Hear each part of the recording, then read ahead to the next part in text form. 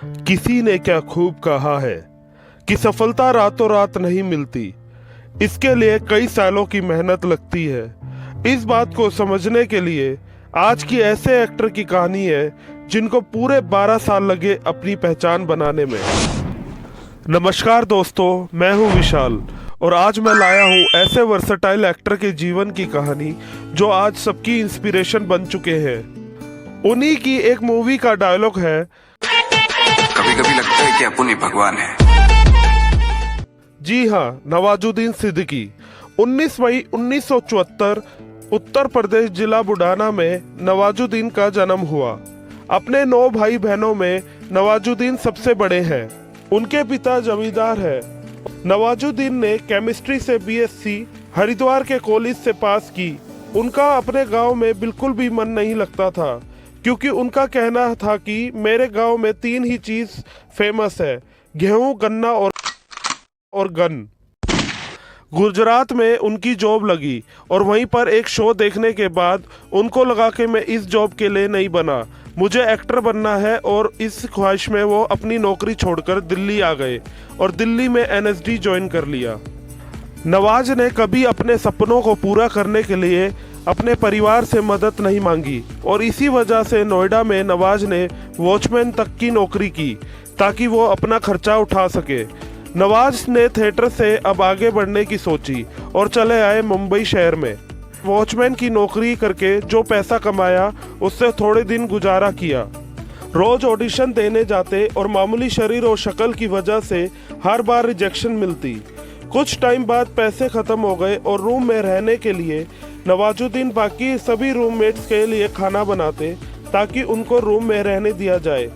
नवाजुद्दीन ने कुछ महीने ऐसे निकालकर सोचा कि मैं यहाँ कुक बनने नहीं आया हूँ बल्कि एक्टर बनने आया हूँ। और उन्होंने जब ये बात सबके आगे रखी तो नवाजुद्दीन को रूम से निकाल दिया गया। नवाजुद्दीन ने बिना किसी का नाम लिए एक इंटरव्यू में बताया कि मेरे बहुत रिक्वेस्ट करने के बाद भी मुझे रूम से निकाल दिया गया और वो कोई जाना माना चेहरा था जिसने नवाजुद्दीन की रिक्वेस्ट को ठुकरा दिया। नवाजुद्दीन ने अपने स्ट्रगल के दिनों के बारे में बताते हुए कहा कि एक वक्त ऐसा भी था कि जेब में पैसा ना होने के कारण मेरा ना तो कोई ठिकाना था और ना ही कोई पेट भरने के लिए खाना। वो दौर ऐसा था कि मैं उठता कहीं था, ब्रश कहीं करता था, कपड़े कहीं होते थे, फिर नहाता कहीं और था और सोता कहीं और था। जब ऑडिशन के लिए बुलाया जाता था तो खुद से पूछता था कि मैं सही सलामत पहुंच तो जाऊंगा ना, बेहोश तो नहीं हो जाऊंगा, क्योंकि मुझे खाना खाए भी बहुत टाइम हो जाता था। उस वक्त मैं सिर्फ जॉब की तलाश में फिल्में ढूंढता था। बार बार रिजेक्शन के बाद मन पलट भी जाता और वापस गांव जाने के लिए करता था। लेकिन एक बार नवाजुद्दीन की मां ने कहा था कि बेटे, कूड़े के ढेर के पलटने का भी दिन आता है और तू तो इंसान है। और यही बात याद करके नवाजुद्दीन फिर से ठहर जाते। कड़ी मेहनत के बाद नवाजुद्दीन को छोटे छोटे रोल्स में साइन किया गया। कभी कभी भीड़ का हिस्सा बनने का भी ऑफर नवाजुद्दीन ने स्वीकार किया, क्योंकि उस समय नवाजुद्दीन को पैसों की सख्त जरूरत थी। 1994 में सरफरोश, शूल, मुन्ना भाई, एमबीबीएस जैसी फिल्मों में छोटे छोटे रोल्स करने के बाद नवाजुद्दीन को ब्लैक फ्राइडे मूवी में अच्छा खासा रोल करने का मौका मिला, लेकिन वो मूवी उस टाइम रिलीज ही नहीं हो पा रही थी।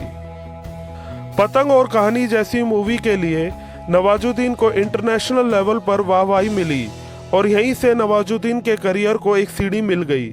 अपने 12 साल के लंबे संघर्ष के बाद आखिरकार नवाजुद्दीन को एक फिल्म मिली, गैंग ऑफ वसेपुर, जो उम्मीद से ज़्यादा सफल फिल्म रही। और नवाजुद्दीन की एक्टिंग को देखकर सिर्फ पब्लिक ही नहीं बल्कि प्रोड्यूसर, डायरेक्टर भी हैरान हो गए।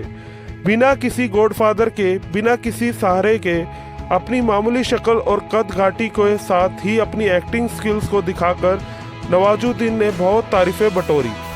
इसके बाद नवाजुद्दीन को एक के बाद एक मूवी ऑफर्स मिलने शुरू हो गए, जिनमें मांझी, बजरंगी भाईजान रही जैसी हिट मूवी रही।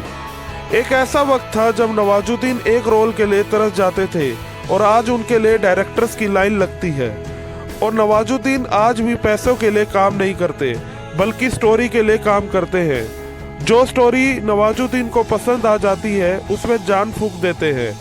नवाजुद्दीन आज बॉलीवुड के सफल एक्टर्स में गिने जाते हैं और अनेकों नेशनल इंटरनेशनल अवार्ड हासिल कर चुके हैं।